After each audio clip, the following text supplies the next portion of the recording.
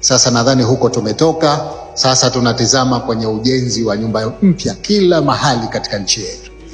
Nadhani maeneo kama Michenzani, Kikwajuni, Kilimani, Kwahani, Jang'ombe, maeneo yale kwa kweli lazima sasa yawe na nyumba mpya.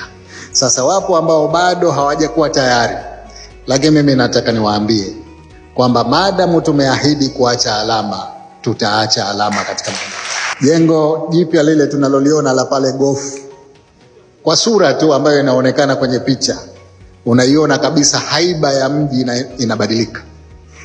Sasa je, ukiwa na majengo kama yale kila pahali, mimi nadhani majengo kama Michenzani ambapo leo ukipita unatamani usitizame yale majengo, utizame kwengine, kwa sababu kwa kweli yako katika hali mbaya mno. Watu sasa hivi tunaona masim tank yale ya maji yale barabara nzima, kwa sababu hayakai tena kule juu. Kiweka kule juu maji yakijaa, mnaweza mkapata matatizo ya usalama. Sasa nawaomba watu wawe tayari kubadilika. Kila kitu kina mwisho wake. Kama binadamu tunaondoka, itakuwa jengo na majengo yakishafika muda wake. Sasa hivi tunazungumzia miaka karibu 60. Je, majengo yamechoka? Kwa ni wakati sasa kuja na mbinu mpya za kuwa na makazi bora ya kisasa mijini na vijijini. Sitopenda hata kidogo muda upite miezi 6 tukienda pale tukute mtu bado yuko kwenye foundation, halafu tunaendelea kuoneana muhali. Hilo lisiwepo.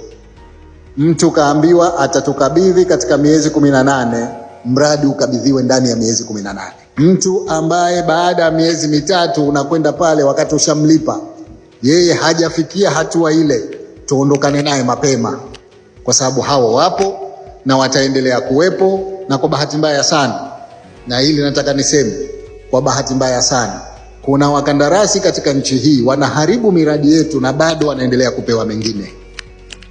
Hili tusiende nalo. Sasa iwe mwisho. Kandarasi yoyote aliyeharibu kazi moja tu ya serikali tusimuone tena popote. Na nimeshawapa maagizo ZBA, nikimkuta mkandarasi aliyeharibu sehemu moja amepewa kazi nyingine, basi wao watajibu. Nyote ni mashahidi kwamba wafanyakazi wengi wa serikali wamekuwa wakikopa. Wanakopa saruji, wanaenda kuweka foundation, alafu wanakopa tena baada muda wanaenda kuweka matofali, alafu wanakopa wanaenda kuweka bati. Bati lenyewe haliwekwi kote, inaweza ikawekwa vyumba viwili kwanza, wakakaa kwanza, asema baadaye tutamalizia vyumba vingine.